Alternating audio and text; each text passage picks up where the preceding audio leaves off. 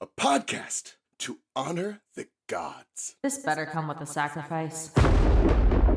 Dave X Media. I'm Christina Kahn. And I'm Leela Hilton. And this is Burn Before Reading, the podcast about literature. Here we are to discuss the terrible writing we did when we were younger and touch on some other cringy literary topics and nostalgia.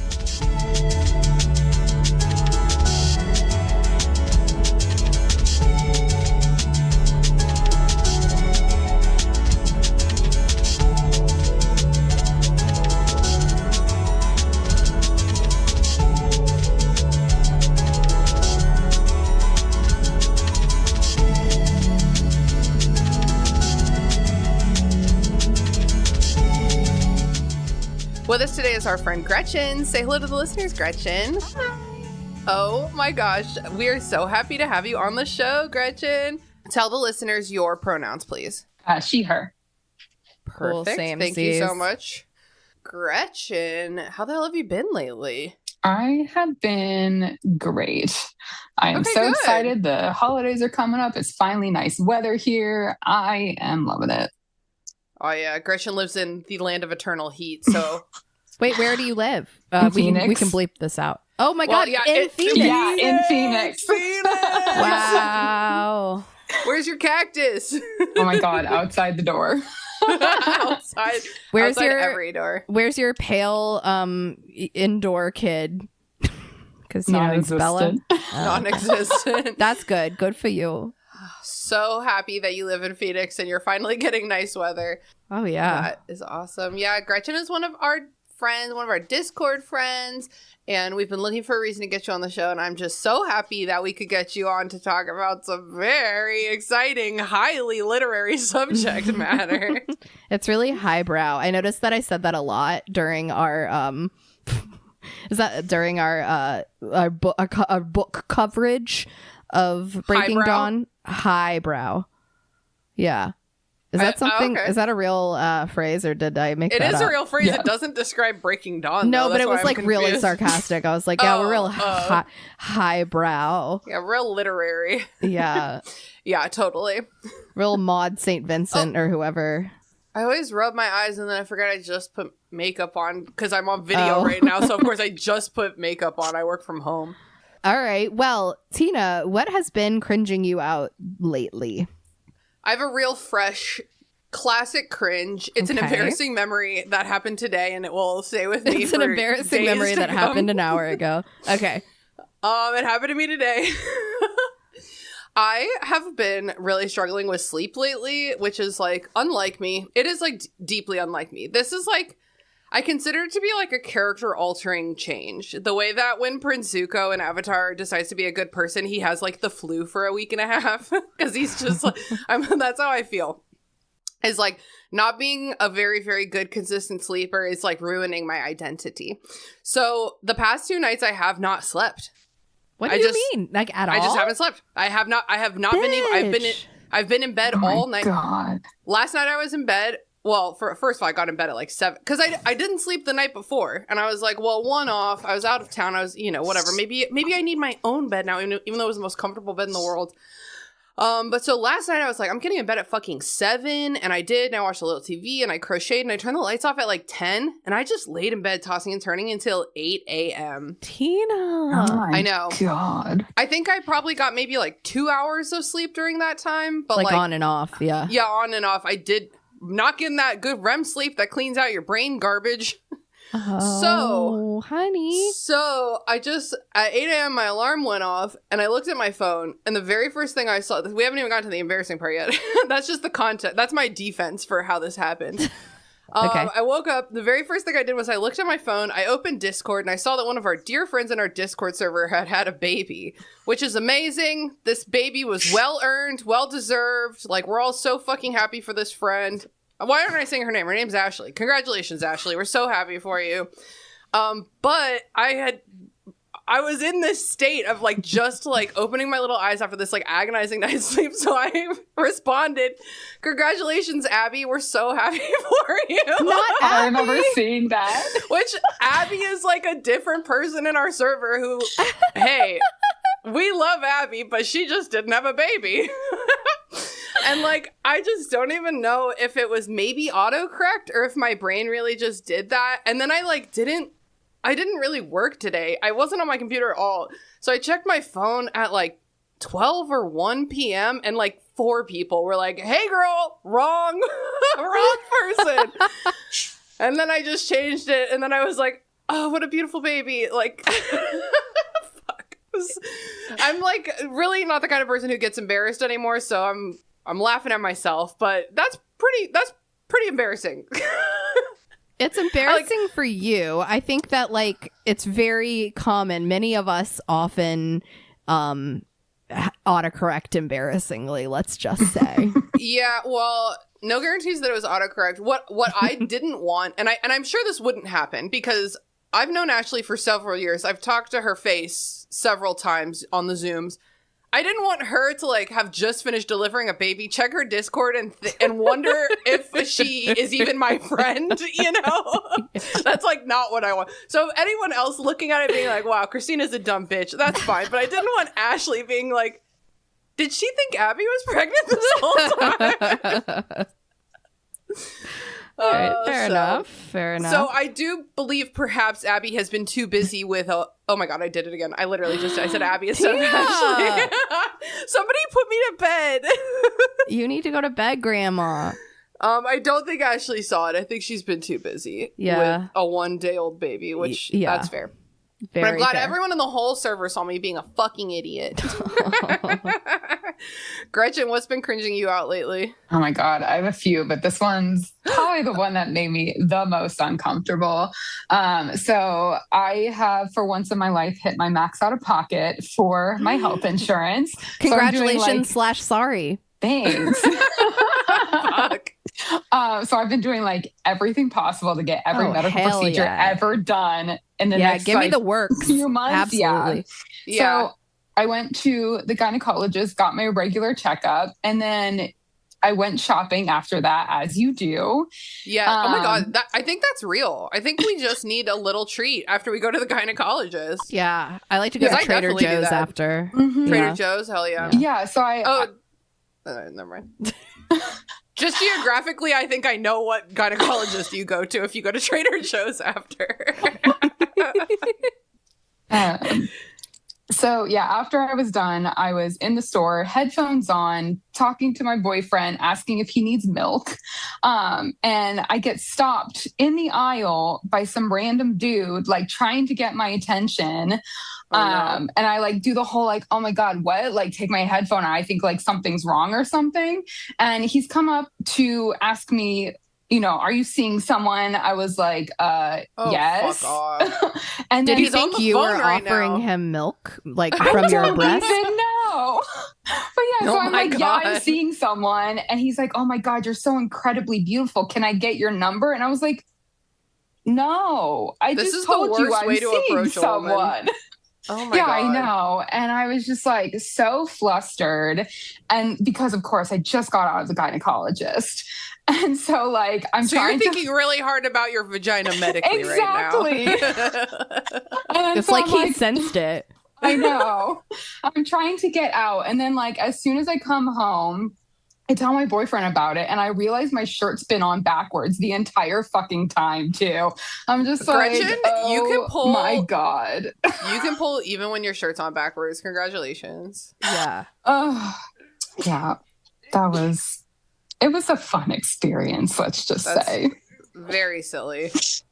Yeah, I'm sorry that I hate getting. I am someone just in general who really does not like getting approached in public, like at all. And I really don't like getting approached by men because my immediate thought is like, they're going to kill me, which is, you know, is that rational? Some may say yes. Some may say no. Everyone's not trying to kill you, but my immediate thought is probably like, not in the Trader Joe's. Stranger danger. Yeah, Trader Joe's is not usually where I feel like, hey, well, you never know. The Trader Joe's killer, it could exist. But yeah, I really hate that shit, and it makes me scared, and it makes me feel like I have to keep looking over my shoulder to make sure they're not like following me to my car, and I hate that shit. So I am sorry that happened to you. Leela, Leave us alone. Leave us alone. That's what I was actually saying. Leela, what's been cringing you out lately?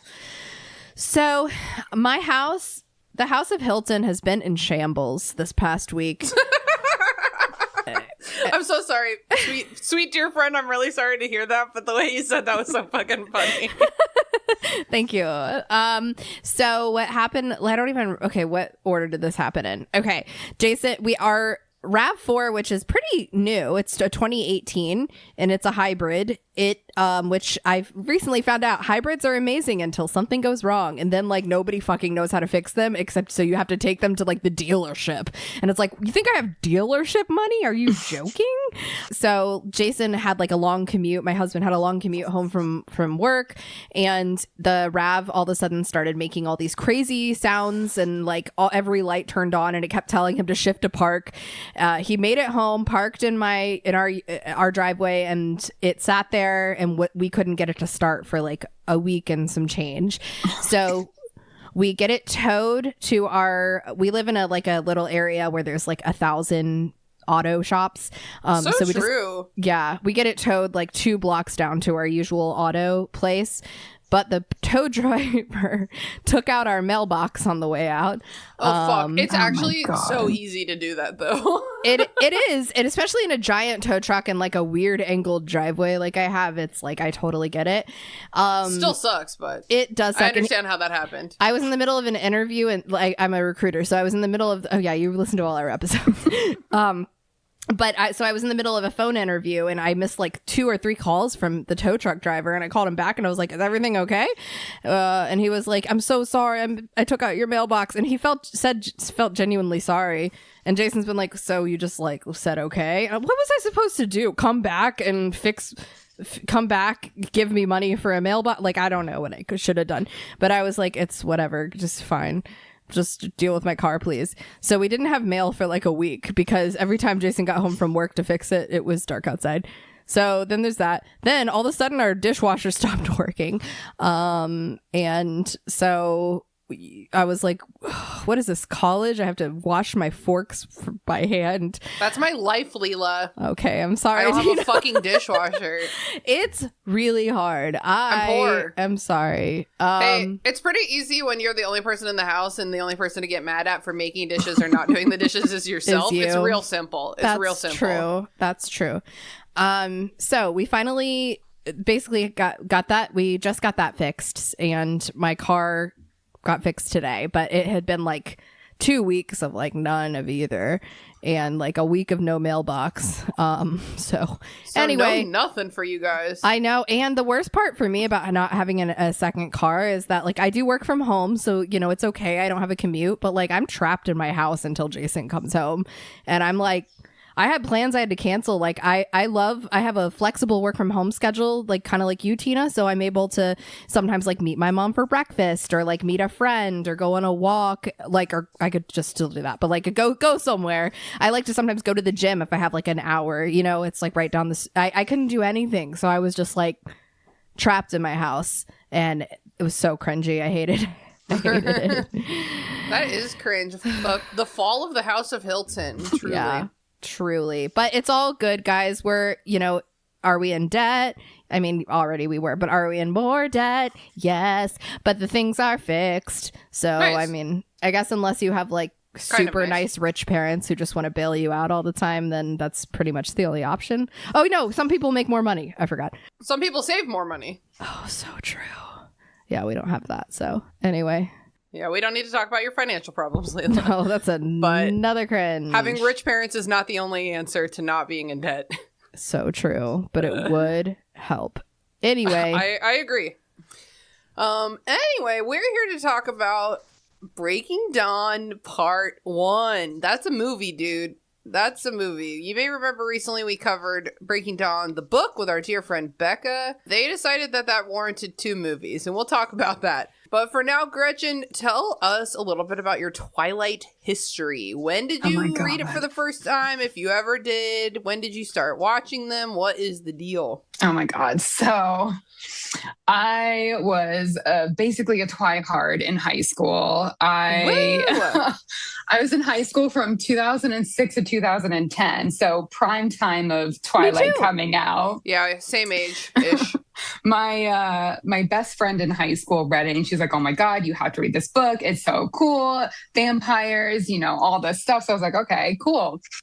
So from there, read Twilight, obviously. I wonder if any of us read Twilight organically from like just seeing it at the bookstore, or if all of us had a friend put it in our hands. Everyone I know is a friend in the hand. Yeah, totally. Yeah, but from there, we did all of the midnight releases. We made shirts. We had like the Team Jacob, Team Edward shirts that we made from hand and wore them to the midnight releases. I did all of the movies in theaters. But what team were you? Oh, I was Team Edward. Okay. Probably wouldn't be as an adult. Definitely wouldn't be as an adult or Team Jacob, but so true. Teenage Gretchen was Team Edward. And now I rewatch them every year. I actually just went through the entire series, including the Gender Bend, Midnight Sun, everything in 8 weeks for the prep for this. Are you okay? Hey, Gretchen, are you okay, Gretchen? Hey, do we need to talk? Are you doing okay? Is your brain mush? Tina, she loves us. Absolutely. I think she loves Twilight.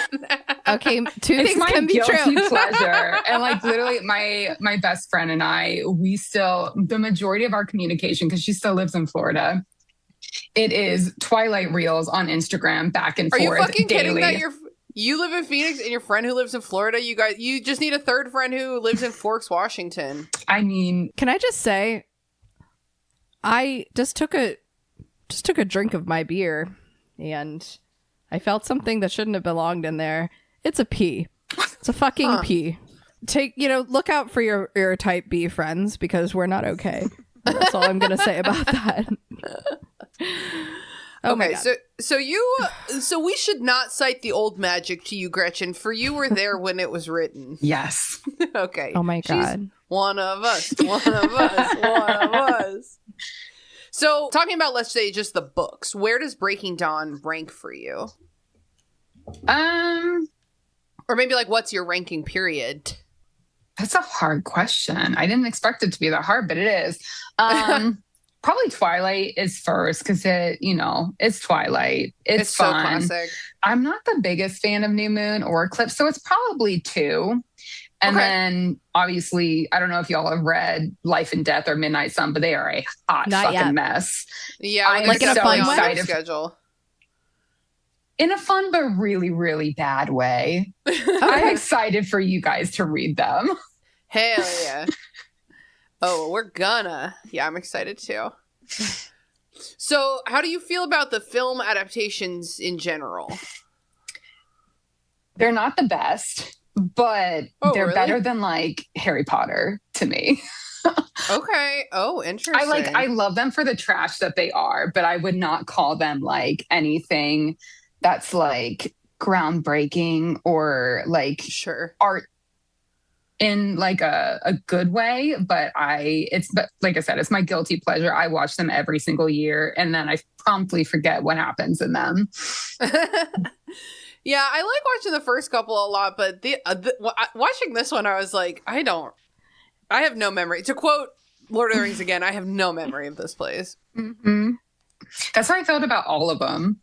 Really? I feel like it's because the filmmaker's interpretation is maybe different many times than what we envisioned in our heads. It's always a thing, right? It's not like the book. But I completely agree. I think that, wait, I don't know if we're ready to get into it. Get into it. Okay. I think that the most disappointing part of this movie for me is the Native American actors, and I'm the actors portraying Native Americans. The actors formerly known as Native Americans. Funny. They're so funny because they just okay. Obviously, that one. Seth is Japanese. I've looked it up. Yeah, it's fine. We got Billy. And as we discussed previously, Taylor Lautner is not but a spicy white. So, Italiano. His parents made Italiano. yeah, and like Scottish, you know, like there's no reason anyway. Yes. I'm not even talking about that. I think I'm talking about the acting. Like, all of these actors are bad. Leah is bad. She's really bad. And Seth is also really bad, but he's like a kind of a kid. At least he can be an idiot. Like I the acting. Okay, let's drag her name if we're gonna drag her. Yeah, what's her name? She actually is Native American. I did look up them. It's like 3 or 4 of them that are actually Native American. She does appear to be that way. Her name is Julia Jones, and she made me not feel bad for Leah anymore. Yeah, there's like, okay, and I mean, it was like Jason was like, the dialogue is so bad, and I'm like, I'm sure that a lot of this is just directly taken from the book, but I swear to God, in my head, and not even in my head, in the audiobook, it was delivered well. Like, it was delivered believably. Yeah. And it's just so unfortunate. What does she say? She's like, Jacob's like, so why don't you just leave? And then she's like, pretty good impression. Thank you. And then she's like, I'll do anything. Just tell me to do anything. Just, I can't go back to Sam, not back to my ex-boyfriend who imprinted on someone else. And I'm like, okay, guys. Thank you. So if you have 2 whole movies, do you not feel like maybe we can take our time with the exposition or? Yeah, for sure. Okay. I'll say just for any of those playing at home who have not rewatched these lately, this part 1 of Breaking Dawn goes all the way up until Renesmee's born and Bella wakes up as a vampire. But I mean that so technically. Obviously, if you've ever seen any movie before with any cliffhanger, you know that it ends with her opening her brand new little vampire eyes.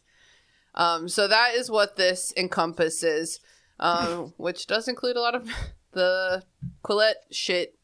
I personally was laughing my ass off during the werewolf fight. Oh my God. Yes. Yeah. I was laughing. I think that it just brought me back to being in the theater during this age and being so irritated that it was laughable. Yeah. It's like, it's not funny, guys. Because, like, these actors who are bad actors are now having to be voice actors, which is, like, even harder. Yeah. Although, you know what I did? Like, I did like that they pitched Taylor Lautner's voice down. I was like, wow, you finally sound listenable. I didn't notice that, but that makes... if he's becoming their wolf voice is all like... If he's becoming alpha, he can't be like, hey, I don't have to listen to you anymore. I'm the alpha. They're like, wow, we actually miscast this guy. My job is to protect Bella. My job, Bella. Dude, but between Bella and Edward all the time calling her Beller. Yeah, I'm like, can you stop being British just for 1 second? He tries. I think he really tries so hard. I think his bad. American accent is one of the greatest triumphs of this movie, God, and that is saying something. I literally was thinking about that exact thing watching it. I was like, oh my God. The way he says the word sorry is British. Sorry. And that was a really hard one, I think. Sorry, Bella. I think it's because they have a hard time. In order to change the R, you have to change the O, and I think they just have a hard time hitting that O sounds. Hitting Sorry. the O. Didn't have a hard time hitting the O when it came to getting that Bella pregnant. Well, she probably didn't come, just racist to be clear. Against Native Americans. Oh, no way. I was just doing I'm kidding. Bitch, I was just doing like a horny sound. I'm sorry. Just general horny sounds. Okay. Guttural horny sounds. Oh, you want to talk about racist against Native Americans? Yes. Billy Black literally calls champagne sparkling firewater. Okay. Oh my God, are you fucking kidding me? I don't remember that. Somebody wrote that for him. I know who it was. Oh my Wait, God. no. Was it wasn't Stephanie? Give me a second. It was Melissa Rosenberg, our girl. She wrote all of these. Melissa. Somebody girl boss too far to the too close to the fire water. I'm sorry. Don't make that the title. Don't make that the title. I'm going to. Oh my God, please do. So, like, somebody wrote that for I would rather if someone's going to write that line for him, I would rather the actor also not be Native American. Yeah, because they agreed. made a Native American man say that enthusiastically. Like, because Charlie, in Charlie's way, is like, they got some fancy champagnes over there. Literally me at a wedding. He's like, I'm gonna get drunk. They got some fancy fucking champagnes over there. And Billy goes, ooh, sparkling fire water. I'm like, and he knows what champagne is, guys. I was looking down at my crochet and I had to pause the movie and back it up because I was you're like, I that need to be completely sure what just happened. Surely that's not my God. what happened. I think something else I noticed that I did not like in this movie. So I have talked about how like it's so blue and green, everything is visually washed out in these movies, and it helps to enhance the lushness and kind of like wildness of Forks, and also the paleness of everyone in the movie. Yeah. This movie, the director chose to do the opposite. They like made everything really warm to the point that like Edward's got like little like rosy cheeks. What and makes I'm like, rosy cheeks? Blood, you say? Me thinks blood. Wait, when did he have rosy cheeks? I'm thinking about the seaside, like one of the seaside scenes. That's hard do to you say. mean Like in when Brazil? the hot Caribbean Sea was manually circulating his blood? Shut the fuck up. I'm not even talking about that weird penis shit right now. I'm talking they were playing chess outdoors, you know, as you do. Okay, so what's the implication during the chess scenes? fluorescence. Sure. So was the implication during the chess scenes that like if she won they could try to have sex again? Mm-hmm. Yeah, I think it was if that- she could beat him, then they got to do it again. Do you think he let her win? No, because That was a dream too. The one where she wins, that was a dream. That's where she wakes up Oh, crying, and then yeah. they like do it. That She makes can sense never why win his in real cheeks were life. flushed. Oh yeah, his cheeks were flushed. Only It was in her all just a dream. dream. Don't worry about it. It's just a dream. It's just a dream. Oh my God. And I just like can't. I know I said this in our book episode too, but like when she wakes up, ladies, you shouldn't have to beg your husband for sex on your honeymoon. Like, No. and she wakes up and she's like, can we please have sex? And her voice is like, please, It sucks. Please. I hate that God, scene. I know. please. It's so uncomfortable. There's like a huge difference. There's an ocean, a Caribbean sea of difference between sexually begging for sex as part of a game and earnestly, honestly begging your husband with all your strength to fuck you again. You know that Mormo doesn't know shit about sex games. Please. No, I know everything in this is like, well, there's a kinky reading of this that is not applicable here because of the Mormonism of it all. I was telling Jason because he was like, why is he acting like this? And I was like, he's a virgin, Jason. This is his. He was like, no, he's not. I was like, no, he actually Canonically, is. he I said just so he's saving is. himself for marriage. And then the first thing out of Jason's mouth was, well, that's so gay. And I was like, It is not something that you or I would do, yeah. Leela. He's like, wow. He's like, wow, that's so gay. I I was was like, thinking- whoa. I'm about to be a Hillary Duff in that commercial. And he was like, Don't I don't say know why gay. that came out. Oh my God, Hillary Duff released a new single, everyone. Oh my God. So true. Oh my God. Apparently everyone in Joe Exotic's prison is listening to it. So What? that's fun to Fucking know. what? What did you Someone just say let to him me? get on Twitter. I don't know how. Oh my God. Oh my God. I was actually thinking of Jason the whole time I was watching this movie because every time I Why? tried to type Jacob into my phone, it autocorrected to Jason, and I was like, what if Jason did all these things? Jason, don't imprint on my baby. That's what Jason was like saying. I was like, he looks rosy in this scene, in that seaside dream scene. And he was like, he just looks, I was like, he's like, I mean, he's pale, but he just looks like a British boy. And I He's was a- like, yeah. yeah, you're right. Yeah, like That's remember that just a British scene in boy. Harry Potter? Yes. the penultimate Harry Potter when Yes. they're changing by the lake, and it's just like the Yes. palest thing you've Oh ever my seen. God. So scary. Honestly, he looked more vampiric than Edward here. Yeah, agreed. Okay, so let's start at the top. Okay. Like you said, Leela, if you're gonna split this book into two halves, like why are we skipping stuff? Like why, why? What's the point? What's the point? This movie has an hour 45-minute runtime, and I'm not saying I wanted it to be longer, but I'm surprised they didn't make it a little longer. Mm-hmm. Same. Because that's like usually the route that they go when they're splitting up movies. Think about how long the two Harry Potters, I know, part 1 and 2 that's were. Like, I support that choice or whatever. But right away, they skip her having to tell her parents she's getting married, which I is noticed that Which is too. huge in the book.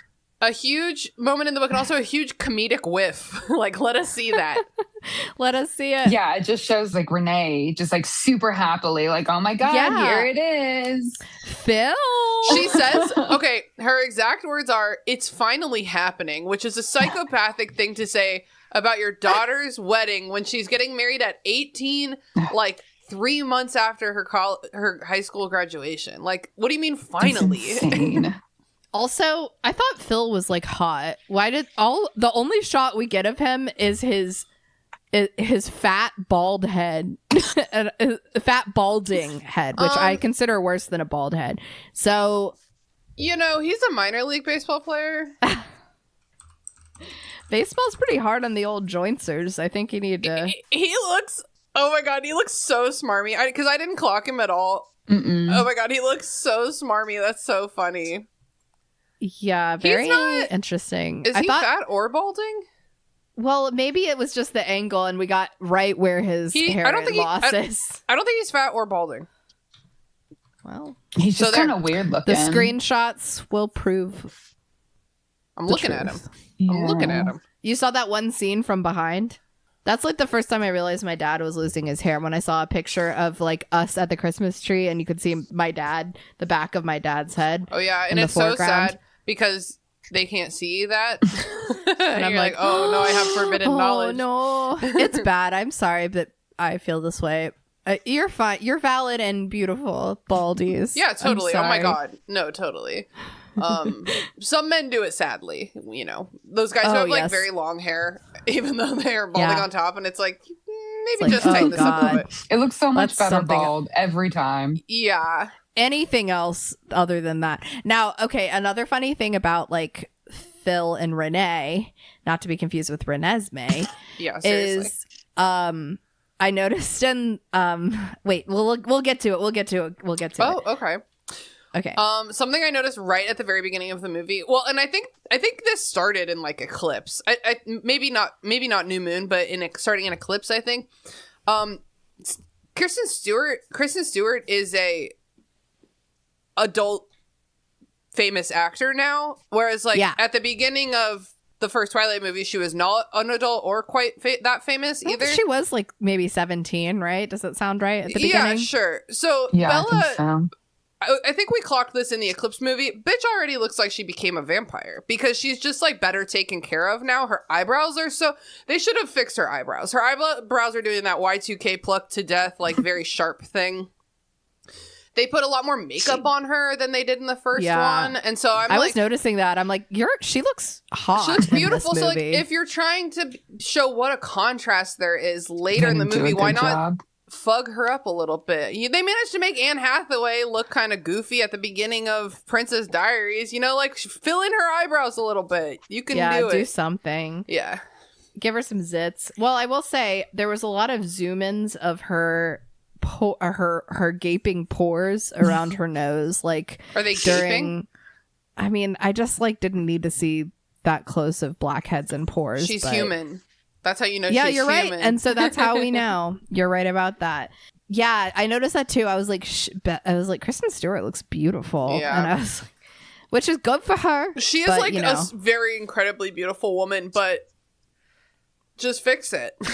They really made, but she felt more plain at the beginning. I think it Yeah. also, honestly, like, honest to God, it has to do with the lighting. It's the Like- lighting and also the wigs make her hair a lot more It voluptuous. wasn't even a wig that time. This it was one just wasn't really a bad wig? extensions. Yeah, It was curly extensions. hair and really, No, really bad I noticed- extensions. I Oh, noticed shit. it I wasn't need a to wig revisit. because there's a scene where there's a couple scenes, there's one scene where she brushes it, and I was like, she's brushing it in a way that's like Oh, not careful, I didn't like clock you it do at with the wig, all. and it didn't look like too shiny. Oh my like God, wigs sometimes I look. just totally thought it was a wig because it's doing that hairline thing where it's not having No, they a just part. styled it really It has- badly. It has a my hard God. side part. It's like a hard side part. So it's like way over there. You might have Oh just yeah, not I can seen kind it. of see it when she's like all haggard and talking on the phone. She's like, I think I might be pregnant. Okay, so it's not a wig, just So bad they- extensions. They put in Shirley, yeah, because I was like, no one's hair, and especially not hers, is voluptuous like that. Yeah, she's just, So- you know. Yeah, because she had done the got just Joan a regular Jett girl. right before. So like she had like the super short Oh. crop, and then they had to like kind of terribly blend it in, and just whoever their hair person was, it wasn't it. It's Oh, so let's crazy talk about that. because like they have fucking the budget for better stuff by this Yes. point. Yes. Fucking Okay, Kellan guys. Lutz's wigs in these movies are Fuck. are completely unforgivable. I was just gonna say that. I was gonna say all All three at of the them same are. time. Let's say whose hair was the worst in this whole movie, and it was gonna be 1, 2, 3, Kellan Lutz. Kellan Lutz. Emmett. I was like, what is wrong with them? I Jasper's think is bad too. All of the them are warm bad. lighting. They're all bad. And You're right. it's like the warm lighting enhances how like the colors of their wigs don't seem yes. natural. Yeah, completely. And they do this like they all have this like horrible ring around their eyes, like they're like they all got food poisoning and have just been like barfing their brains out all day. It's like bad. Like I feel like I didn't notice that shit that much with like the original lighting. Yeah, I don't think so either. Another very, very bad wig is Rosalie's, although her hair is so stylized throughout this whole series that it like matters less, you know? Yeah, I agree. But you don't even get to look at her that much. But the couple times that it's like just her in a shot, you're like, that hair looks like it's one of those wigs where it looks like the strands don't separate, you know? It's like a $20 wig off Ooh. Amazon. Yes, it's bad. $20 I think is honestly That's generous. $11.99. Yeah, for sure. That's like one of them Spirit Halloween wigs. Yeah. So, like, basically the very first thing that happens in this movie is not in the books. And Edward is, like, confessing to Bella that when he was young, he rebelled against Carlisle and he, like, sought out human blood. Why add this? I was wondering that as well. Gretchen, we're not wrong. That's not in the books, right? No, I feel like she's the okay. expert. So I don't want to ruin things for you, but it'll be in like subsequent things you'll be reading. But Still dumb. yeah, still very dumb. I think he's trying to like scare her away from like marrying him, even though that's literally the whole Well, point. It It's is like the they're whole leaning point. into this thing, the same like dynamic, weird energy that he's had this whole time, which is like, but I'm just a monster. How could you love such a monster? And I'm like, dude, if you're insecure, just ask for a compliment. Like, I don't know Yes. what to tell you. If that's what it is, or if it's still like, is he still trying to make himself feel better by giving her an out? Maybe I think that's I just what it don't is, know. but it's still dumb. It is dumb because, Yeah. like, we're talking about vampires here. Like, they're killers. This is the skin of a killer. Like, it's just, and also, yeah, like, he's killed, but he hasn't had sex, Tina. So he's like, at least his soul is okay. his soul is intact. But it's like, also, like, how do you get to this close to your wedding day before you're like, let me tell you, like, a huge trauma that's been weighing on my soul this whole time? That's really like, fun. That should have happened actually. in Twilight, like in the meadow Yes. there, instead of in the meadow and breaking. this is down. the skin of a killer, semicolon, did I mention I have killed? Yeah, that's so stupid. I am the serial killer. You know what? I wonder if certain serial killers were vampires, like Jack the Ripper. Everyone's like, who is Oh. that? That's Well, how I think he they rips actually them found with their out. teeth. Yeah. So then, okay. So then Bella has this dream. The movie's trying to convey like apprehension about this wedding that doesn't exist in the book. She's not apprehensive about the marriage. She's apprehensive about the wedding because she didn't want a wedding, which I could find that. Just a brief aside, I find that kind of unforgivable of Alice to like push her into this. And the whole time we were watching it, my stupid boyfriend Greer, who I love so much, kept saying, "Oh, Alice, she's such a homie. I would smash. She's such a homie. She's just a good friend." And I'm like, she's a really, really bad friend. She because doesn't listen to a single thing. Yeah, she's making Bella do stuff No. that she wants, not stuff that Bella wants. And then Alice comes in and is like, "Oh, you need to practice walking in your heels." And Greer's like, "See? A homie." And I'm like, Just don't wear heels. This isn't. You're not Yeah, it's like, understanding. why not like a nice little ballet flat? Okay, she's hot enough to pull it off. Like, Well, so it was like 2010. That was ballet flats were everywhere. Yeah. It was like the Yeah. thing. Guys, they make sparkly white Converse. Okay. Oh my god, yeah. that would have been so her. So like, her. But this wedding wasn't It her. wasn't it was about Alice. her. Yeah. And she. I And will say- I like don't like Alice by the end of the series. it is like the most beautiful wedding I've ever seen. Oh my god, shockingly beautiful. Like, so goodness gracious. I would have a similar wedding. I wouldn't wear that same dress, but like I would have a similar wedding.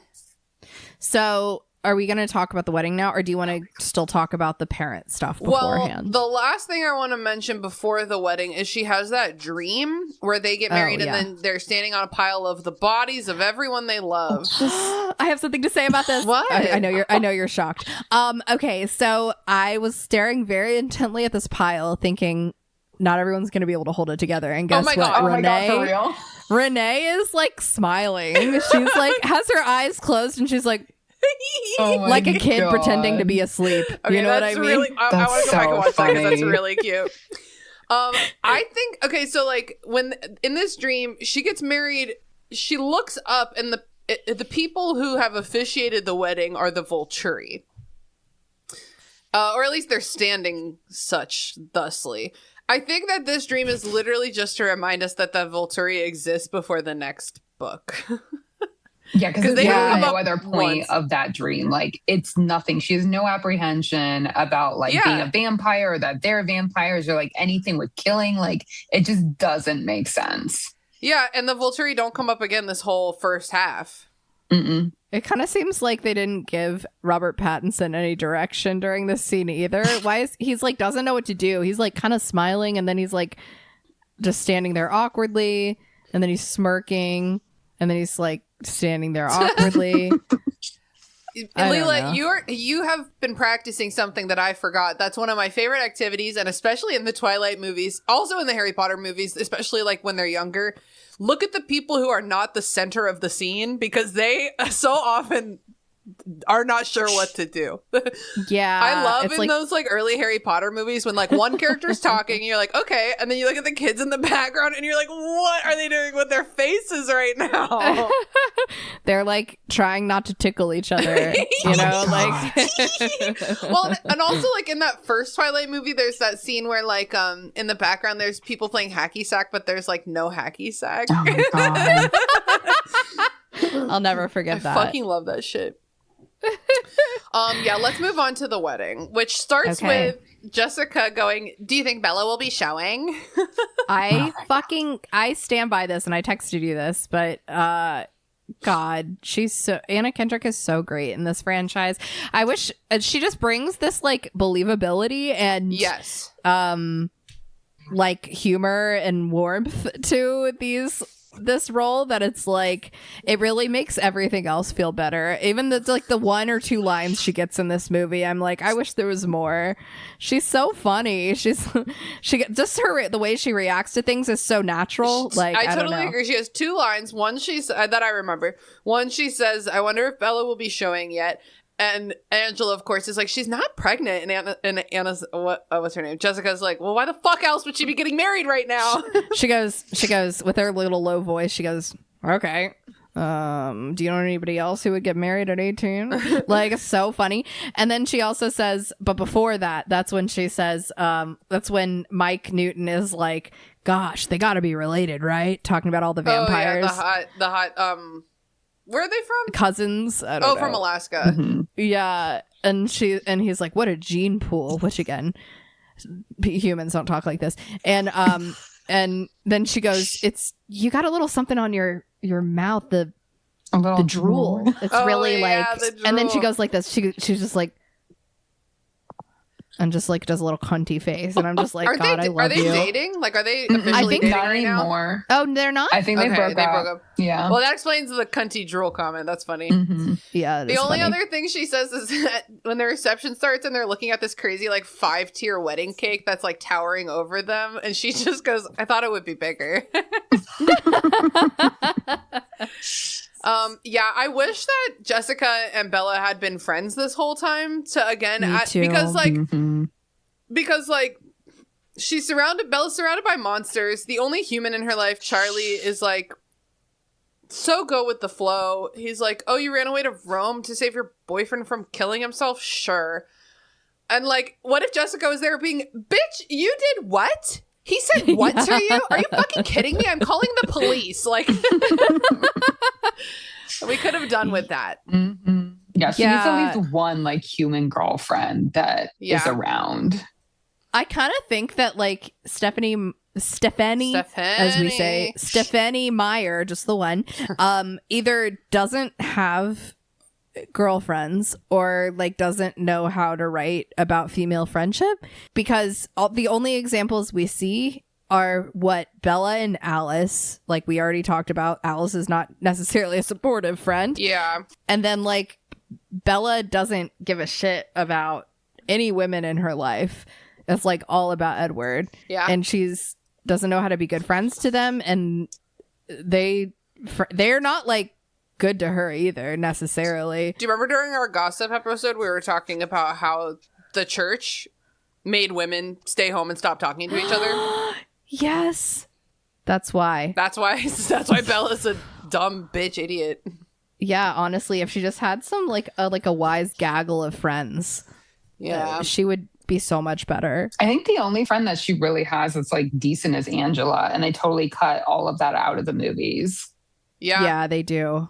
Which I get it, because Angela's not very exciting. Jessica's one-liners are like way more exciting.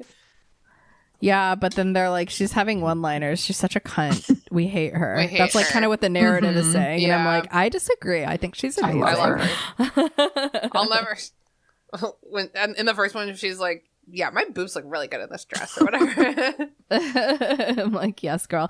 Apparently, Stephanie Meyer gets a front row seat at this wedding. Yeah, that's exactly what my next note was. You did? The camera lingers on her in such a way that if you didn't know it was her, you'd be like, why is this extra must be the director's wife or something? Like, what is happening? And it's like, all I could think because I was like, why is she at this wedding? And Jason is like, maybe they invited the whole town, like, because isn't she the waitress at that cafe? She was like, she's not a waitress. She was just a patron. Mm-hmm. Oh, she was just a patron. Yes. Well, that's even weirder. Then I have no explanation for why she got a front row seat. She's not a real character. At the wedding, Bella and Edward do a big, long tongue kiss at the end of the so crazy. Like your wedding planner, your photographer telling you not to do that. Mm-hmm. It's like you actually will regret this. Like you have the rest of your life. I might do the this. briefest moment of tongue. Maybe the briefest moment. Just slip it in. But like they were tonguing. Yeah, it went on for a long time. Yeah, it was an ongoing action. Well, she's just so fucking sex deprived that she's like, oh, please, Edward, please. Because he like will barely even kiss her. You know, remember he like just like pushes her away and like lunges across the room like Peter Pan every time they start Peter kissing. Peter Pan would never. Part of me, because like they were actually dating at the time, so I wonder if they just got kind of carried away themselves and they just like rolled with it. And then the director's like, good, perfect, so convincing. They're like, wow, for once you two have chemistry. It's just, I like disagree with what I just said because same. Don't feel it at all in a way that's like, it's obviously now we all know that Kristen Stewart's a gay lil gaby, but like. And also is cheating on him.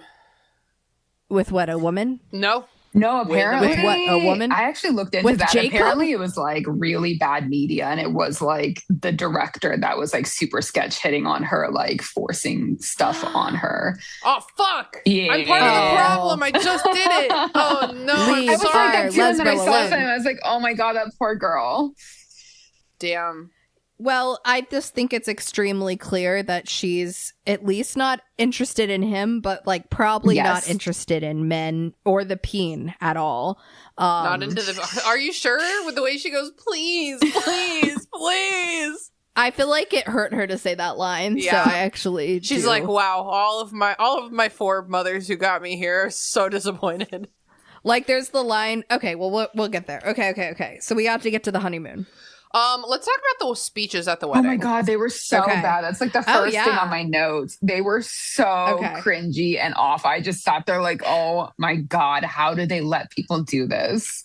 Yeah, I think that the only okay speech is Esme being like, Bella, we welcome you into the family. You're such like a light. Thank you. Perfect. That's fine.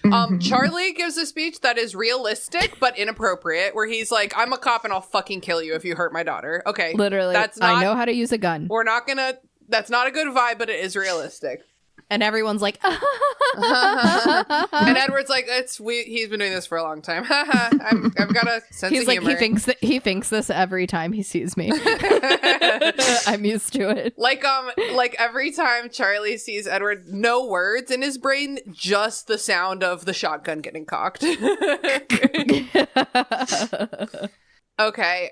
Well, the first speech is fucking Emmett, dude. He's the best man, I think. And he says, and we noted this in the book too, that he does not stop making jokes about Edward and Bella fucking, which is just like what married couples do, and it's like not funny. So he's like, Bella, I hope you've gotten enough sleep these past 18 years because you won't for a while, which might be funny at like a 29-year-old's wedding, but I think at an 18-year-old's like very Christian wedding, it is like very inappropriate. Yeah, absolutely not. With her parents there. Yeah, I would be fucking pissed. Like, if I were Edward, I'd be like, you need to get off the fucking stage, dude. You know who else needs to get off? Yeah. Yeah. You know who else needs to get off the stage? Jessica. Who the fuck let Jessica give a speech? What she was like everyone else, she was obsessed with Edward, but and then I can't even remember what she said after. Her voice is just dripping with like, not jealousy, but like something close, like what? Like envy-ish. Like resignation and envy, yeah.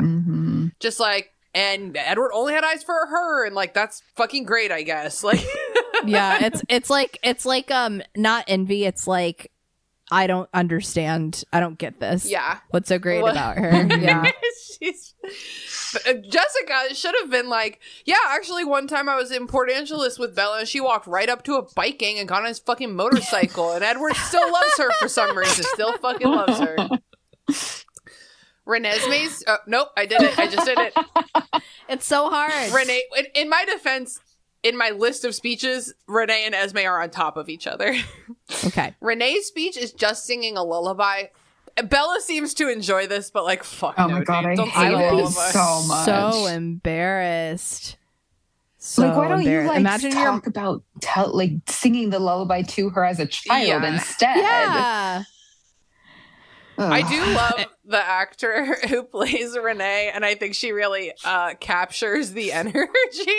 That's Sarah Clark, really captures the energy of Renee. I find her to be fun and doofy and like very loving in her way. She's a real type B. She like pulls it off very effectively. I also really like the way that Renee and Charlie talk to each other, because you've only heard about like how bad their breakup was and like stuff like that, but they speak to each other like respectfully and like teasingly, you know. He like calls her old and she's like, hey, you know, it's like, I think that's cute and nice.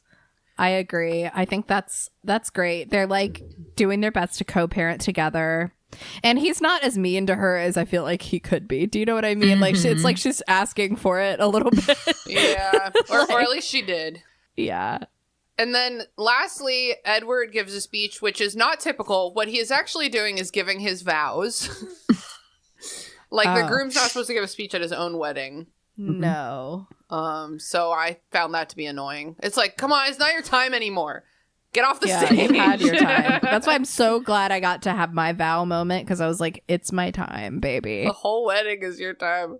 I know, but sometimes you sang it's music not. It's and like, stuff. I did perform 3 songs and and I wrote my own vows. But, you know, a lot of it is sitting down and listening to other people talking, so it's fine. I've been hired as a maid of honor just for my willingness to stand up and give a speech. I understand, but you know what I really do well with? When it's like down to the minute and I need to come up with something. Oh God, yeah. I was at my baby brother's wedding, my babyest brother's wedding, in September, and I somehow always forget, despite multiple reminders, that during rehearsal dinner night really is when everybody gives speeches. It's not like in movies, it's always at the wedding, and maybe sometimes it is, but like in my experience, it's been wedding, not rehearsal. Really? Dinner. Yeah. In my experience, it's been all rehearsal dinner Interesting. night. I've never been to a wedding that had a true formal sit down rehearsal dinner. Oh, I've been to that's a every few, wedding and I I've ever haven't had like any speeches at a rehearsal. It's just like, you do this, you do this, you do this. Let's eat. Yeah. Okay. Have fun. Well, because That's so funny. yeah, Interesting. yeah, that is interesting. Yeah, Mine was like that too. I don't, maybe it's just my family. I don't know. But yeah, I was like, they were like, they're gonna expect something of the siblings. And I'm like, it's not gonna be like last time at my other brother's wedding where I was not prepared and I improv'd and I accidentally insulted all of the bridal party. So That's my girl. I got it together and I wrote it in my notes app in like 5 minutes, and then I did the speech and my mom was crying and I was like, oh yeah. Perfect. Crushed it. Crushed it. Hey, and guys, if it feels like we've been talking about this wedding for a long time, there's just not a ton going on in this movie, okay? We're doing our best. Jacob shows up and he says the best man couldn't get a tux in time, and it's like, no, nobody asked you to be the fucking best man, Jacob. We all knew you wouldn't show. But like in the book, doesn't she call him her best fan? Maybe, It but does, like, yeah. bro, that's so fucking weird, dude, because you just are marrying someone else. Like, don't. There's a lot of things that are weird. Mm-hmm. It's just the romantic undertones, because I'm thinking about if I got married and I asked our dear friend Andrew to be my best man, and I was like, hey man, you're my best man, like, I love you, I'm gonna dance with you at my wedding. The tone difference is so stark because me and Andrew are fucking homies. We have never... You're platonic soulmates. Even when we were hooking up, we still were like not romantically entangled. And that was like 15 years ago. Like, it's just so different.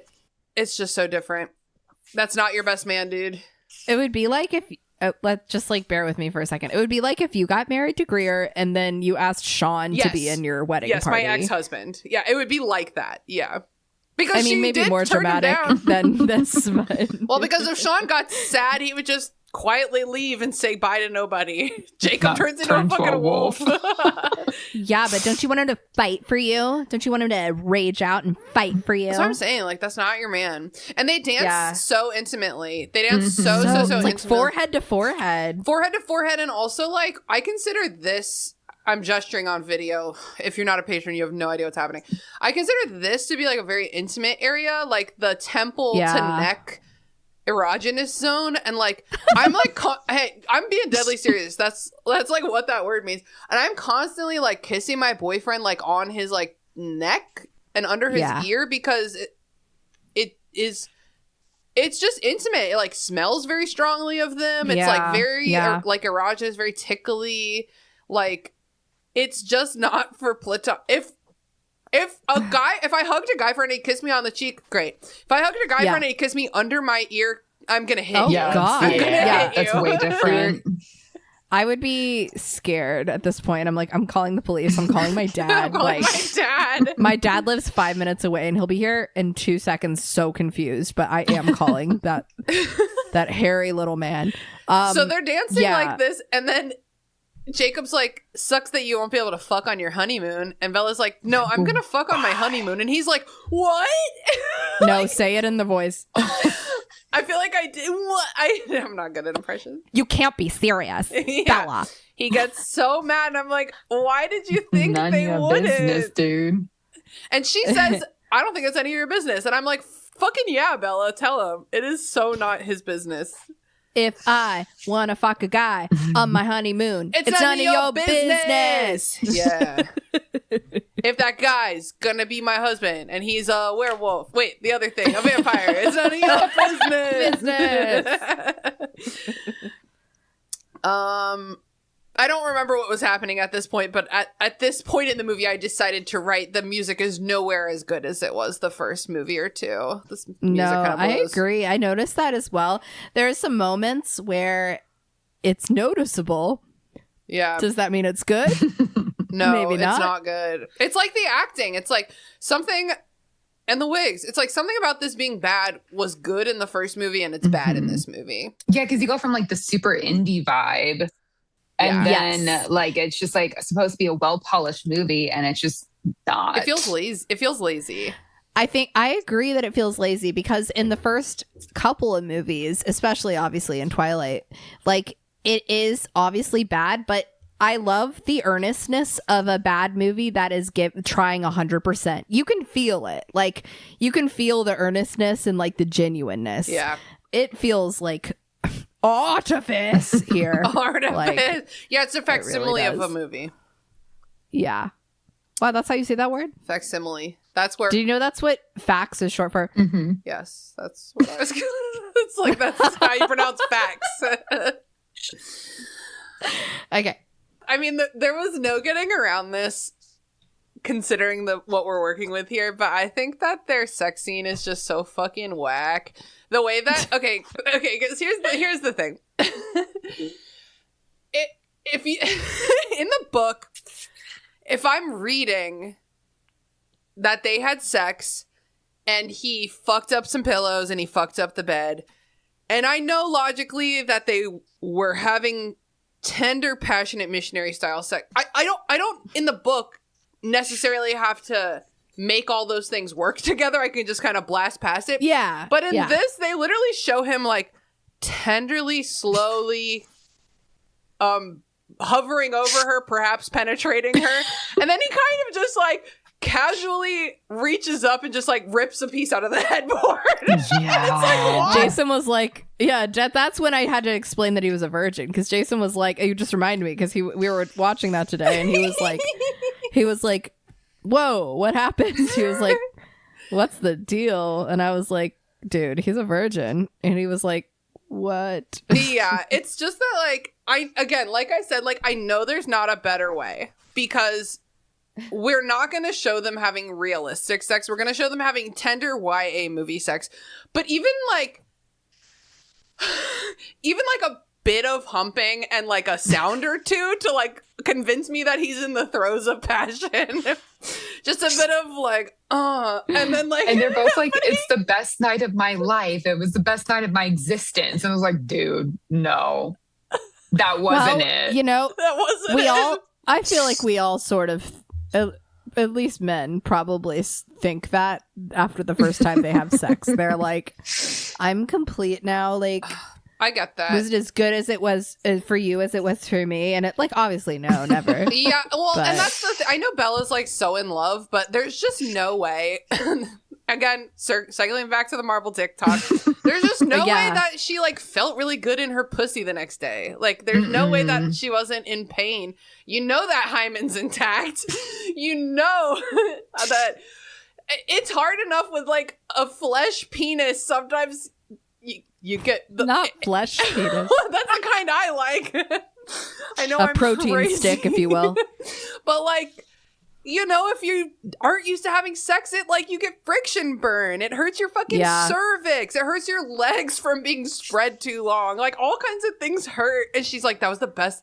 And a woman's first time having sex, vagina owner's first time having sex, which as I mentioned before, every woman deserves to do that on her back, doing no work. It is, like you said, just like never that good. As much, maybe you love him. Like I lost my virginity, luckily to someone I loved, flat on my back, doing no work, having a great, beautiful night. It still wasn't like the best. Yeah. Like even at the Life-changing. even at the time, I was like, there's probably some other stuff we can do with this. Yeah. I mean, I think it was like special for me as well, because I did feel like I loved my boyfriend, and it was also his first time, so we were both like equally like not knowing what we were doing in a cute fumbly kind of way. But yeah, it wasn't a way like after that I was like smoking a cigarette, I'm a new woman, you know, like Yeah, No. certainly No. not. I was like, how about you, Gretchen? Oh, I'm just kidding. no, You you don't have to talk about certainly that. don't That have was to not answer. great. You do not. like I definitely, because I was like a kid, I was definitely like, I'm so cool now, and all you other virgin Wow. bitches have no idea, which is dumb. But it wasn't because of the quality of the intercourse. No. And the first time I got really railed, I was like, oh, now you're telling me. I was like, I thought I came already, but apparently that's not what that was. Not what that was. Oh my god. So, I mean, the way that she reacts is like she had like 7 orgasms. There's no way she had absolutely not. No way. No way, not one. Man. Because, well, okay, I just can't stop thinking about how much that dick hurt. About how, I mean, I even was like, maybe she came from getting fingered. And sorry, I'm so sorry. I always do this. I know he didn't do that. And also, like, I don't want to get fingered by a piece of marble. It's too hard. I just thought maybe he went down on her, and I'm like, nope, oh my god, marble tongue. Marble tongue. Oh my god, it's cold and dry. Like, does he make? I mean, he has to have spit. They saliva, make out. Yeah, right. They make out. We're really picking and choosing what fluids he has in his body. I mean, when we're gonna get to this point where they're able to have sex, it's something you think about. And there's so many things that don't. This is like really where the franchise falls apart for me. The sex, the science of the sex. The science of the sex, and then that also like just like naturally leads me to other questions. Yeah. Like we briefly talked about in our book recording, which is like, okay, so like he's drinking all this blood. Where is it going? Are they shitting? Is it like a poopy baby diaper full of blood? Like hashtag right, me on my period last week. Like, I will say I have an answer for the food one. They vomited back up. But what about blood? It goes into their eyes to make the. Does it just like absorb into their bloodstream? I mean, I guess they don't. I think that's the only really explanation, right? They've got rectums. Oh. Unless that got sewn shut. Bella thinks she got rectum on her wedding night. She said rectum. I barely know him. It wasn't even her wedding night. It was her wedding night the next night, but she just never went to bed because they took like a day and a half to get to fucking. So Esme Island, yeah. So should we talk about this? Yes. How does this family have this much wealth? Alice from in what way? Predicting the stock market. Yeah. So they basically cheat, insider trading. That's so un-Mormon. Or is it? Whenever the kids get into fights in the house, Carlisle is like, guys, I'm siding with Alice on this one. He's like, we cannot lose her. I mean, also he's a doctor, so he has like what 400 years worth of doctor money saved up. I mean, I guess Alice gaming the stock markets for 1 year, make enough money to just put that shit in some long-term CDs or whatever, and just like acquire wealth. They are alive so long. I guess because you can't do that consistently, or else the IRS will catch up. You know what? Catch on. Oh, but she's Alice. She can foresee that. She can foresee that. And now they own an island. Okay. That's fine. I'm just jealous, really, honestly. That island looked so nice. I was like, I want to not live there, but like to go there for like a romantic vacation, such as a honeymoon, mayhaps. Invest in some CDs, girl. CDs. All my jewel cases are broken though. So then she like quickly gets pregnant, and it's like, and then she has her let us not forget the horny dream that makes her go, please, please. Listen, I've begged for sex before, but did she get preggers the first or the second time? Do we know? Well, it depends on if the Hot Caribbean Sea is the reason. So you know what that reminds me of? Okay, so Gretchen, were you ever into Glee? I feel like you were. You're the same age as me. Maybe not super into Glee, no. Ah, shit. Which is weird. Okay, I was a theater kid. That is weird. Chorus what were you kid, doing? yeah. Weird. Who the fuck knows? So the pregnant cheerleader in Glee, she gets pregnant. Well, the story she tells her boyfriend is she got pregnant because they were in the hot tub together, and they were making out, and then he came because he's like a 17-year-old, and the sperm made its way into her and made her pregnant. And he's such a fucking dumbass that he believes her. But that, I think about that every time you're talking about like the warm Caribbean Sea. I'm like, this is just a lie that Quinn Fabray told her boyfriend. Literally. Oh. Okay, I'm so sorry. I was glancing at the trivia. Okay, going back to the sex scene, that was so awkward and weird. Okay, this trivia. The sex scene between Edward and Bella originally caused the film to receive an R rating. Oh my God, are you for real? What? The scene had to be reshot and re-edited to receive a PG-13 rating. According to interviews... Wait, this is gonna get bad. According to interviews, Robert Pattinson and director Bill Condon blamed Kristen Stewart's wild thrusting during filming. What the fuck? Condon said, quote, Kristen got very into it. I hate to be clinical, but there are guidelines on thrusting intercourse. Not to make people too excited, it was never explicit, but I think any movement that suggests that is what the MPAA object to. So any evidence of a woman enjoying herself. Yeah, Jesus. What? And also, like, when was she thrusting? That bitch was on her back. Who's thrusting? I think she was, and then they took it out. We've never seen it. She wanted a strap on so bad. She's like, this just... She had one. She has an ice pee-pee. An ice pee-pee. I mean, all I have to say is, like, release the ice pee-pee cut. Like, release the thrusting cut. I want to see it. I guess I'm a pervert. I'm a pervert. Yeah, I want to see that. Kristen Stewart controversially said in an interview that filming the honeymoon sex scene was hard to do, but she was very happy with the final result. I wonder if that was the result before or after they had to reshoot and re-edit it. Oh my God. So it was really hard to do. I don't like men. Fair. So now we get into some of the werewolf stuff, because this is when Bella falls pregnant. Honestly, I found her... Sorry, there's this book that me and the Wildlings used to make fun of a lot, because the back cover was like, this girl falls pregnant, and we're like, who? How do you fall pregnant? Like, there's agency somewhere here. Yeah, she's pregnant. They go home. So now it's like wolf time. I felt like the wolf stuff was like so fun and cool in the books. I mean, at least me fun. Too. And then the movies was just so whack and cheesy. Like, I could not watch it.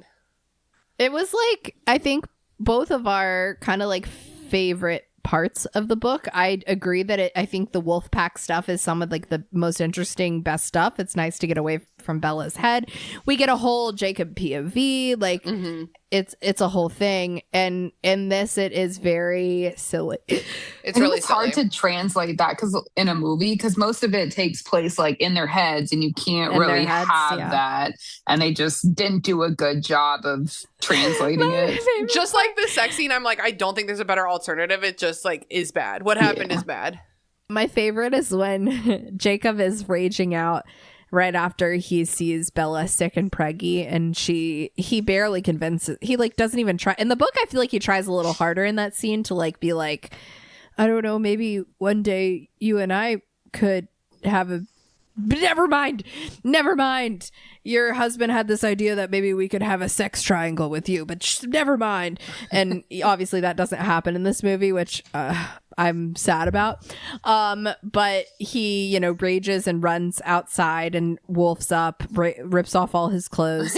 And then I love when he does that.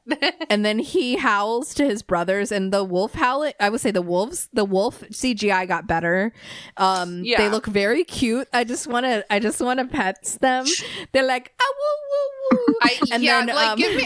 Give me some more like Game of Thrones dire wolf. Like they're like, oh, woo, woo, woo. Yeah, they really and are. Then they all come, and the best part is like he's like running, and then the whole pack finally catches up with him, and everyone's going, this is the audio, it goes Jake so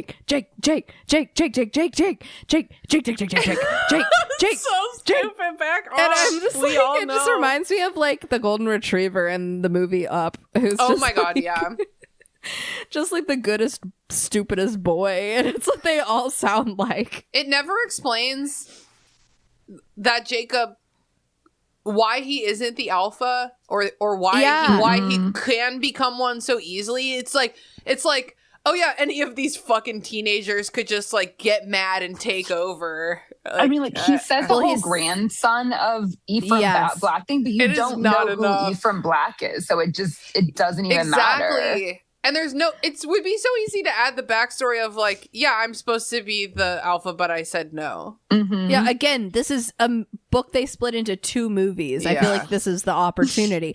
Also, is that name not pronounced Ephraim? Like my whole life, I'm pretty sure it's Ephraim. I think it is. Like I've seen some like old like relatives, Civil War era relatives that are like, my name's Ephraim. That was my instinct too. Mm-hmm. Ephraim. I'm like, oh god. Yeah, It was Stephanie trying to be original. After the A through D frames, you get to the E frame. Yeah, she loves E's. We all know that from all the E's in her name. EJ. Stephanie Meyer. So many E's. The body horror of the pregnancy was very, very well done, I think. I super had to fast forward that, to be totally honest. Really? With you. I'm like, I've seen this like 4 times and I'm just not interested in seeing it again. I was like working on my puzzle and not necessarily making eye contact with it, but I looked. That was the right move. I looked up enough to know, I saw the way that they just like gradually like sunk in her face. It was very very gradual for how much time it took in the movies. The way that like they just made her skinnier and skinnier, and they show like just little glimpses of her stomach like covered in bruises and stuff. Like she looks bad. She looks real bad. horrible. Is so bad where she's like going to take a bath. Really upsetting. Yeah. So, did you guys know this? That they wait. This is the movie. I fast forward. This is the movie where Renesmee breaks her back. Right? Yeah, obviously her spine. Yeah. They made a very, very believable Kristen Stewart it's doll. like It's creepy horrifically looking. believable. Yeah. But like they made a whole doll. Yeah. Like I like a didn't wax realize figure, that, and I'm like, almost. I want very one to interesting. put outside my house for Halloween. too scary, Tina. That's too Oh my scary. god, you scare all the kids away. They're like, what is this? The horrors of pregnancy. I mean, like, pregnancy in and of itself, while it is a beautiful miracle, it is also body horror. And Yeah. Oh my god, yeah. I think like Rosemary's Baby and other movies like that have sort of like shared on this, but this is if you just listen to Brooke talk at all while she's pregnant, you're like, that's horrifying. and then something happens to her brain where she's like, and you know what, round 3 baby, and you're just like, Brooke. Well, you learn a little bit every pregnancy, but it is like crazy and fucked up. Suffice it to say, Bella does not go on to have a second. I mean, Yeah, that's for the best. do we know like how do her, they don't really go into like how are the hormones or anything, because like wouldn't it be like completely different than like a normal pregnancy? Like she'd have like vampire hormones. That's really Man, true. Carlisle doesn't care about her hormones. He only cares True. about her blood type or whatever. Yeah, and we all know Rosalie doesn't give a shit about Bella's hormones or pregnant human Nope. body. She just cares about the baby. And even like Jason, when we were watching, Jason's like, is this like her Stephanie Meyer's like way of like having like I think it was the vampires. It was like the werewolves. Oh my god, I did the same thing. The werewolves, like after they see Jacob's vision, which again in the movies is not clear that that's what just happened, but after they see what he just saw, the horrifying Kristen Stewart, and they're all like, it's an abomination, blah blah blah, it must be destroyed. And Jason's like, do you think this is what Stephanie Meyers thinks pro-choice people are like? And Oh I'm my like, god, yeah. I actually Yes. do. Yeah, for sure.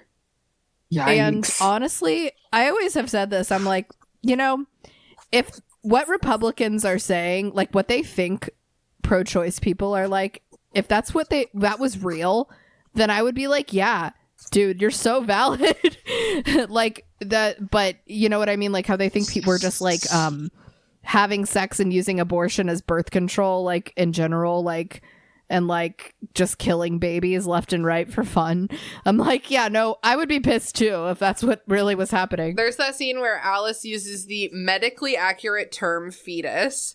And Rosalie's like, just say it, Alice. Baby. That's a baby. God. And I'm like, this That narrative is so was weird and cringe. misplaced right here.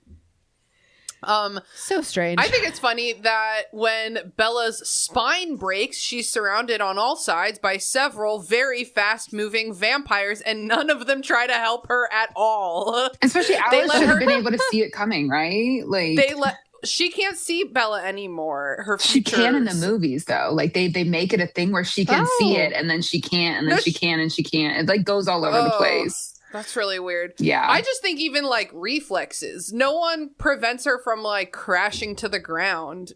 They're standing right next to her. The way that they could just remember in the first movie when she drops that apple and Edward like catches it on his shoe. Why couldn't they do that with her? Yeah, catch that bitch on your shoe.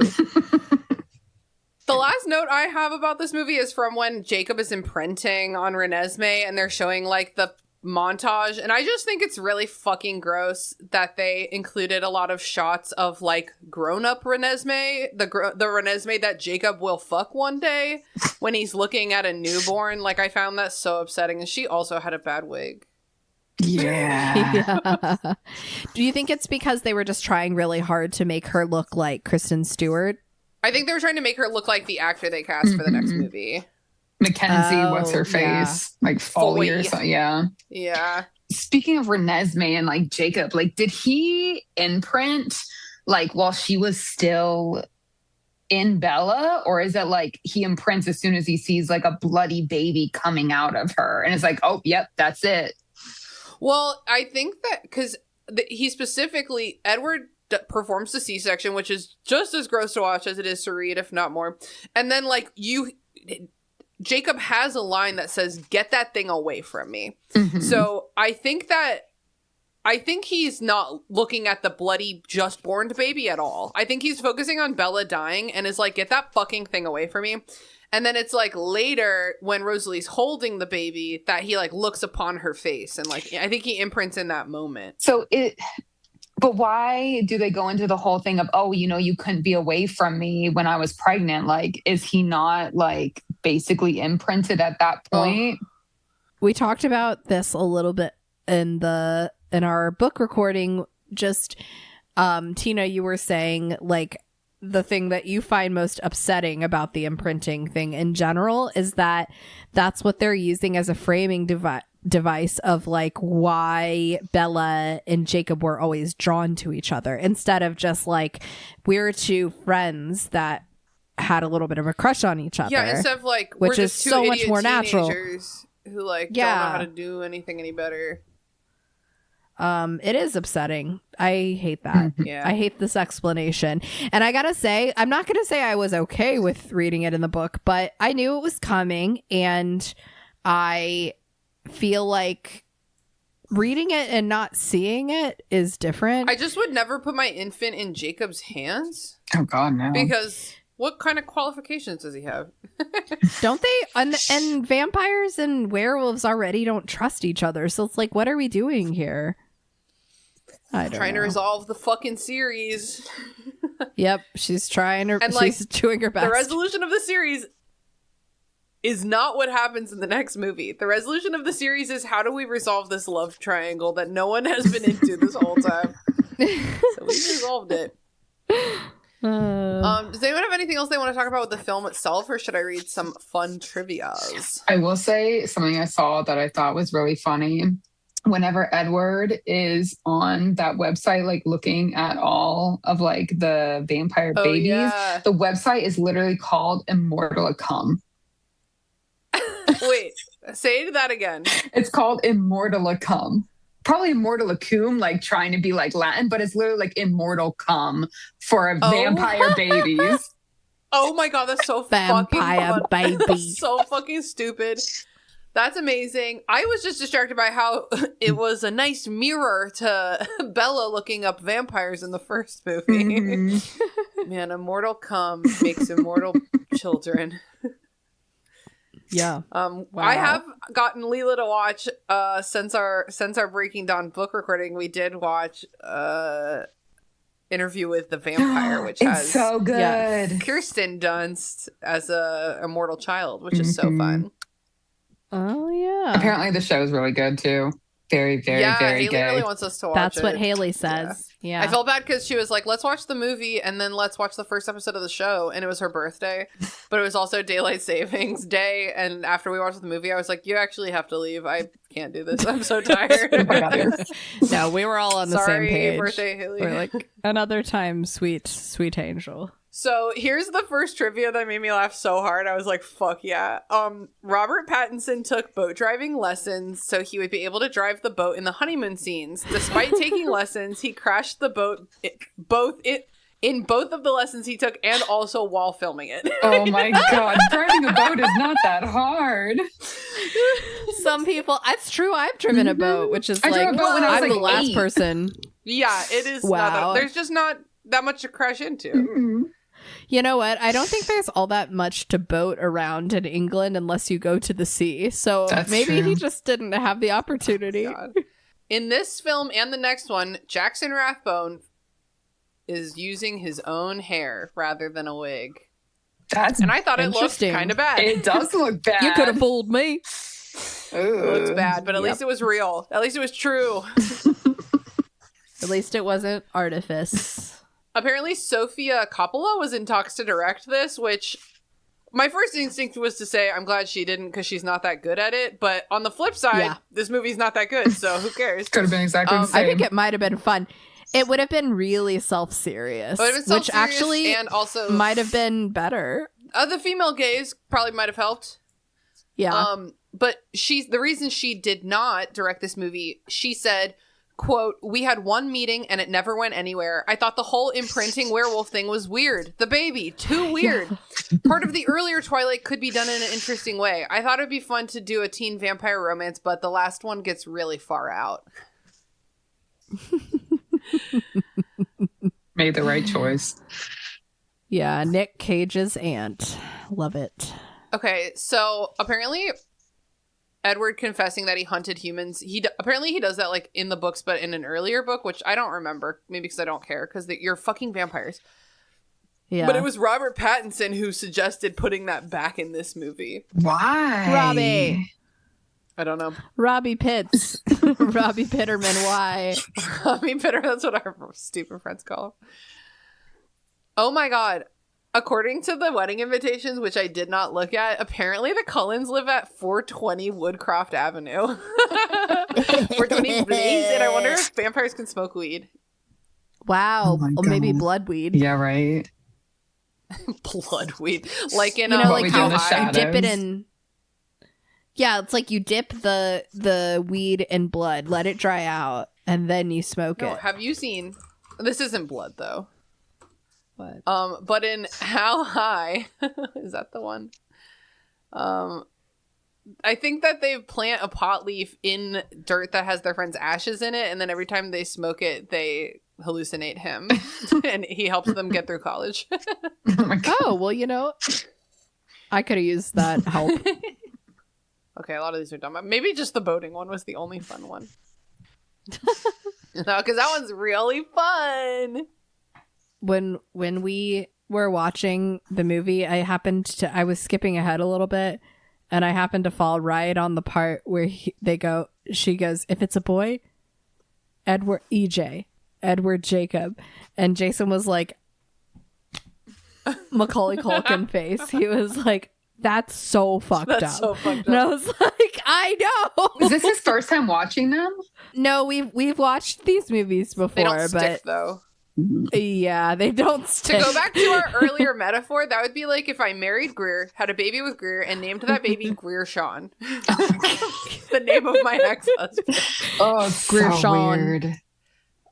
It's so strange. Leave him alone. Like, Apparently, stop. Stephanie Meyer, when she's an extra in the wedding scene, she was sitting next to producer Wick Godfrey. They were both in the scene as like wedding guest extras. Meyer says that she and Godfrey spent their time creating a backstory for their characters. Godfrey was a deputy policeman, and our marriage was on the rocks because he was in love with Charlie. Oh my God. So Yeah. apparently Meyer knows gay people exist. She knows about gay people. Yay. A lot of these are like, this is in the book. Like it's like, no way you understand what's happening without this detail from the book, dude.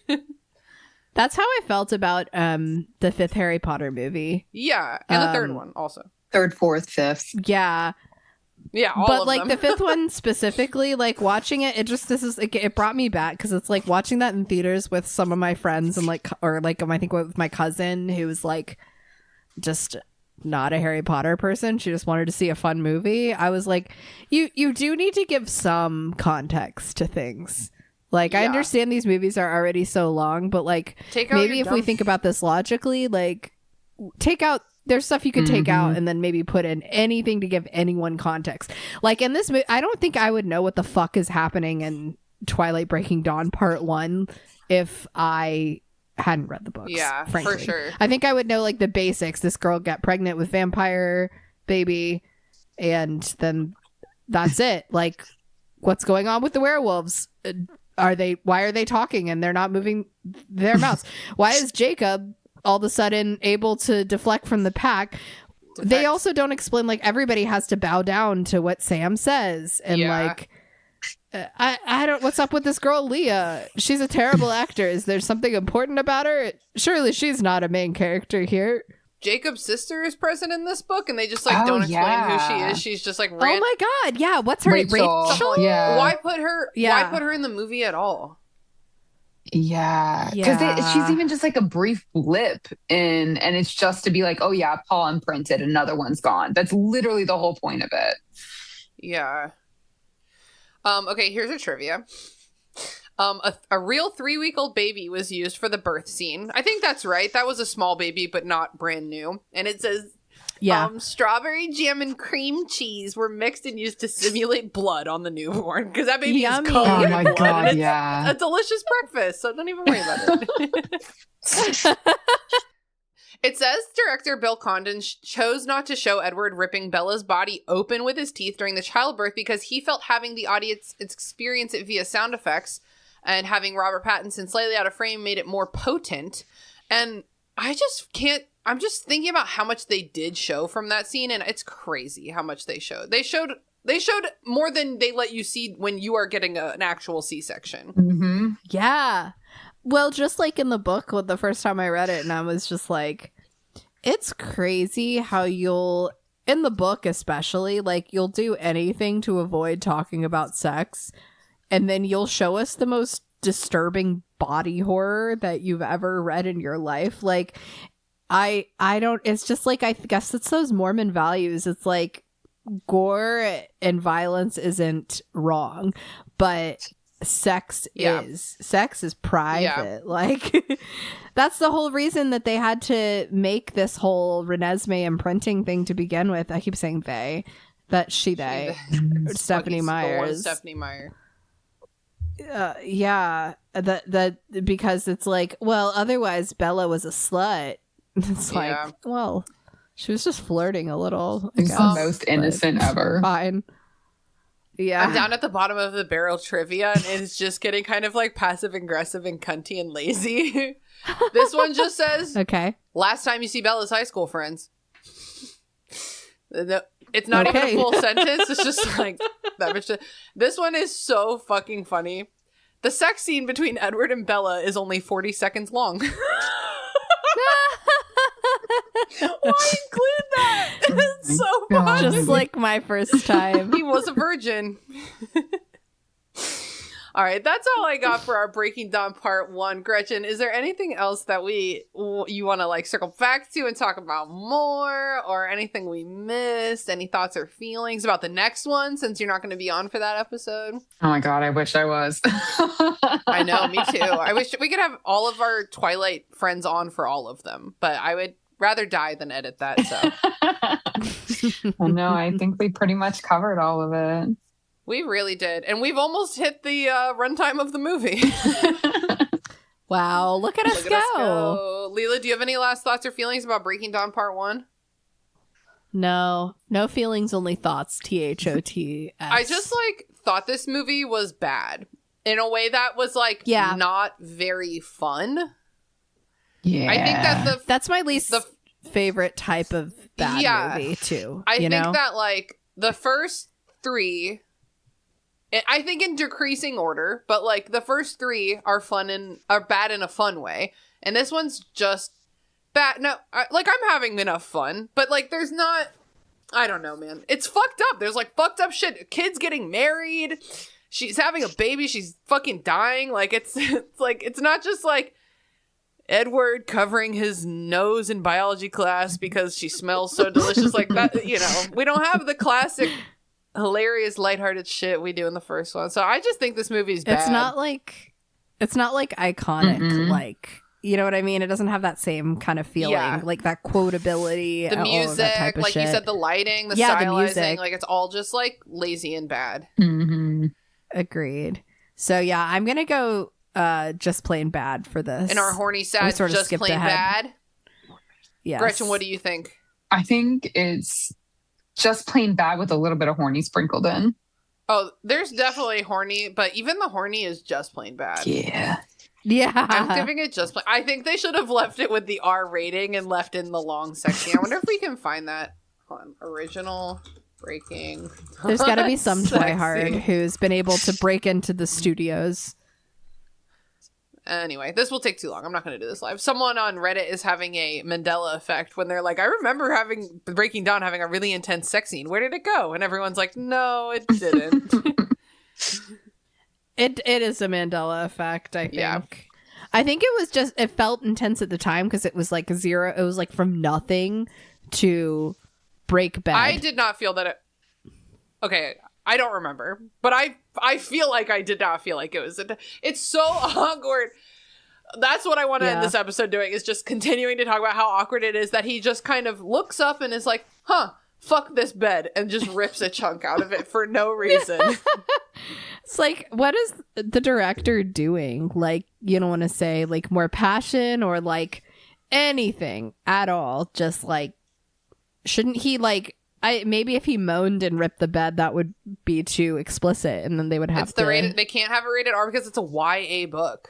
Aren't there YA books that have sex in them though? Not lot. really. Really? Oh. Like Sarah J. Maas, I feel, is YA, and she has a lot of sex in those books. Oh, okay. Well, I don't know about her specifically, but generally a hallmark of YA is that, and again, generally, is that it employs fade to black, which is what these books do. The Court of Thorn and Roses, didn't you That read is those? not I YA. thought That is not YA. that's what she just said, yeah. That's who Sarah J. Maas. Oh my god, you said Sarah J. Maas. I thought Yeah. when you said that, my brain heard Sarah Dessen, and I was like, what? Oh, yeah, no, Sarah J. Maas, because she's got a lot of sex. Sarah J. Maas is not YA. That is a I was genre. thinking of And her again, like that. none of this matters, but I'm just in publishing, so I've talked about it and thought about it a lot. Sarah J. Maas is a genre that we call new adult, which is for older teenagers, people in their early 20s, also people of all ages who don't care. That is like kind of written like YA, but has like way more advanced themes and stuff like sex. So that's the category I'd put that in. I'm pissed because this article is like, oh my god, watch this steamy clip that they never released, but then all the links are broken. I'm so close. I know. I'm Wow, so we'll close. never know. I'm really trying to find it, but I don't think I'm going to be able to. Listeners, find that link. We believe in you. I mean, I'm going to try my hardest. Gretchen, is there anything you want to plug, or like your Instagram or anything, or would you rather people not find you on the internet? I don't post anything anywhere, so it would be fruitless. So true. You can find Gretchen on our network Discord if you sign up for our $1 a month tier of our Join us, it's Patreon. fun. You can get access to the Discord.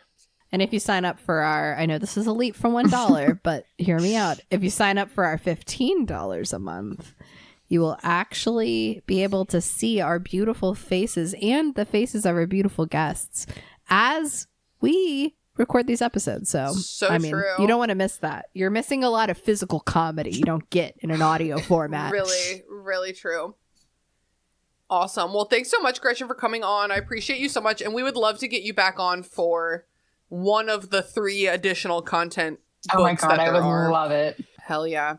Well, that's it for Burn Before Reading. Until next week, remember, Your cringe is part of you. but please, please, just remember it's only a small part of you guys. Thanks for listening to Burn Before Reading. Created by me, Christina Kahn. Hosted and produced by Christina Kahn and me, Leela Hilton.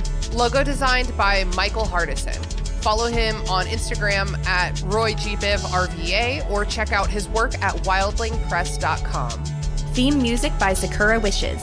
Find me online at Christina Kahn. And find me at Leels for Reels.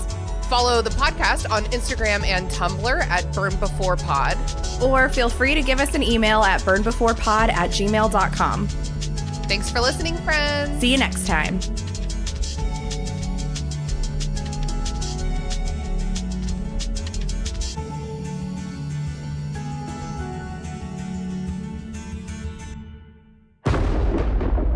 Dave X Media.